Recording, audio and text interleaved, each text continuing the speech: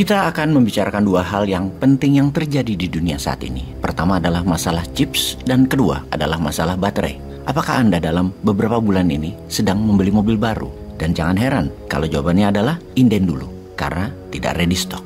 Dan ini terjadi di seluruh dunia. Ada apa? Apa hal ini hanya terjadi di pemesanan mobil baru? Ternyata tidak. Ini juga terjadi ketika kalau Anda memesan game konsol boxnya Xbox atau PlayStation. Atau hal ini juga terjadi di dunia komputer. Efek ini juga terjadi di handphone seri terbaru. Ketersediaan sedikit yang mengakibatkan juga naiknya harga barang tersebut. Jadi ada keterbatasan di berbagai macam industri saat ini. Otomobil, smartphone, gaming konsol, smartwatch, gadget, peralatan medis, dan banyak lagi, di mana semua ini ada sambungannya, yaitu keterbatasan microchips semiconductor.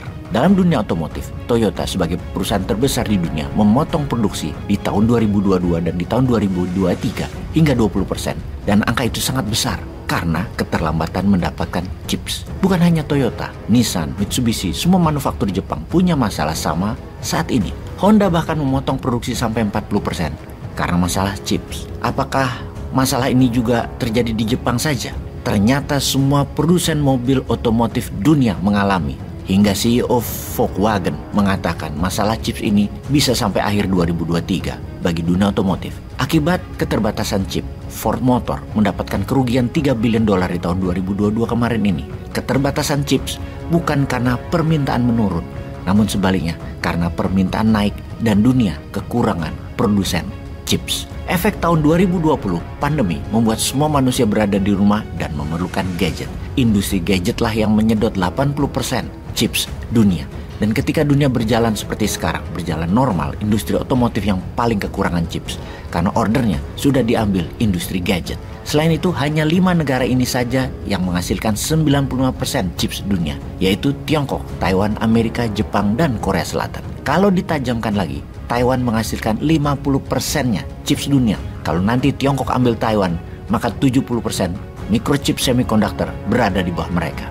Ekonomi dunia saat ini sedang mengkalkulasi efek negatif keterbatasan chips ini dengan industri otomotif misalnya, yang mana 3% global economic output adalah kontribusi industri otomotif. Terlihat kecil ya, namun beberapa negara bergantung pada industri otomotif sangat besar. Misalnya negara Ceko bergantung pada dunia otomotif karena GDP-nya 90% didapat dari dunia otomotif. Negara Slovakia GDP-nya 13% bergantung pada dunia otomotif, di mana 40% ekspor mereka adalah part dari otomotif. India 7% GDP nasionalnya dari dunia otomotif dan mengcover 30 juta tenaga kerja. Ngeri sekali. Industri otomotif itu yang sangat bergantung pada chips. Inilah mengapa Indonesia sebagai penghasil bahan baku chips seperti koper atau tembaga, aluminium, dan mineral lainnya harusnya ambil peran. Beri insentif untuk perusahaan pembuat microchips agar Indonesia menjadi bagian penting dunia dalam kendali teknologi juga. Insentif bebas pajak misalnya, insentif permodalan, insentif perizinan, dan lain sebagainya. Demi membuat Indonesia menjadi kurang lebihlah mendapatkan 20% industri chips dunia. Amerika memberi insentif tahun 2023 sejumlah $50 billion. India memberi insentif $20 billion untuk membangun lembaga riset dan produsen microchips, bagian dari National Semiconductor Technology Center. Juga untuk baterai, Tiongkok, Amerika, dan India berebut memberi insentif negaranya kepada pemain baterai ini, baik manufaktur maupun mereka menciptakan komposisi baru dengan jumlah ketiganya negara tersebut. Jika ditotal di tahun 2023, mereka memberikan $100 billion insentif untuk industri baterai. Kombinasi microchips dan baterai adalah new oil. Indonesia yang secara alami memiliki sumber daya alamnya, bahan baku komponen baterai dan microchips, tinggal majukan sedikit lagi, diisi kepala dan teknologi yang didukung dengan regulasi, pendanaan, insentif pajak, akan lebih unggul dari ketiga negara, yaitu Amerika, Tiongkok, dan India. Indonesia akan lebih unggul dari ketiganya. Kedua industri ini sejak tahun 2019 hingga saat ini naik 407% kebutuhannya, dan dalam 5 tahun ke depan akan naik lagi 300% lagi dengan gadget 5G dan 6G dipasarkan plus mobil dan motor listrik. Ngomong-ngomong soal baterai, kita ke baterai sekarang. Nikel mau dijadikan baterai adalah pemahaman umum yang saat ini didengungkan di negara kita yang tercinta ini. Namun apakah benar begitu? Sudah ngomong sama Elon Musk yang hanya pakai kaos ketika menerima Anda dan dipaksa berfoto pegang Kopiko? Yang satu sudah mau kirim orang ke Mars, yang satu masih mikirin Kopiko, di mana nyambungnya? Oke, karena kita berakal sehat kita coba nyambungin. Pakai jas dengan kaos, ngomong Mars dan Kopiko. Oh, paham. Nyambung sekarang di mana?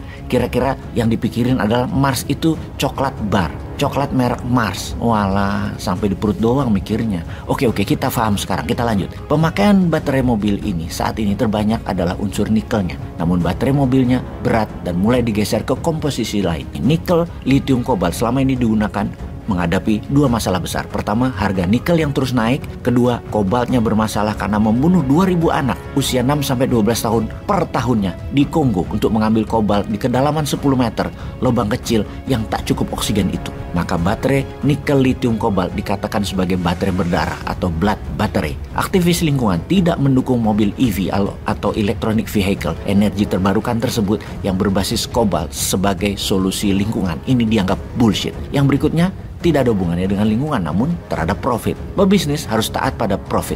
Biaya tinggi tidak akan disukai. Mereka mengganti nikel karena harga nikel terus naik merupakan ancaman bagi biaya produksi. Maka dibuat yang baru yang awalnya nikel lithium kobalt menjadi ferro lithium fosfat, di mana ferro dan fosfat adalah unsur yang murah dan banyak tersedia dimanapun, sehingga tak perlu lagi nikel. Bye-bye nikel. Namun baru sebentar Tesla mulai berubah lagi. Tesla melakukan game changing lagi, ganti pakai manganis, lebih murah lagi, lebih banyak lagi, dan lebih ringan. Lalu di Halmahera, bagaimana dong tambang nikelnya? Kalau katanya Tesla akan buat pabrik di Jawa Tengah, karena untuk apa Tesla bangun di Jawa Tengah? Karena nikel. Kan gak pakai nikel lagi ke depannya. Halmahera yang sudah kesedot 500 triliun ditinggalkan begitu saja, jadi daerah tandus dong nantinya. Memang 150 juta manusia di Jawa yang pernah tahu Halmahera paling hanya 10 ribuan orang. Yang lainnya ya nggak paham, nggak tahu ada cerita atau derita apa di sana. Berita di pusat pun datang lewat ocehan dari anak buahnya yang ngeklaim ada penjualan senilai 350 triliun dari Halmahera sebagai sebuah sukses. Padahal rakyat setempat bertanya, mana uangnya buat rakyat Halmaheranya? Bagi rakyat setempat sama aja keadaan ekonomi mereka. Ada nggak ada tambang nikel di sana? Mendingan nggak ada tambang nikel, nggak ada aset yang hilang. Sahabat semua, semoga paham atas informasi kali ini.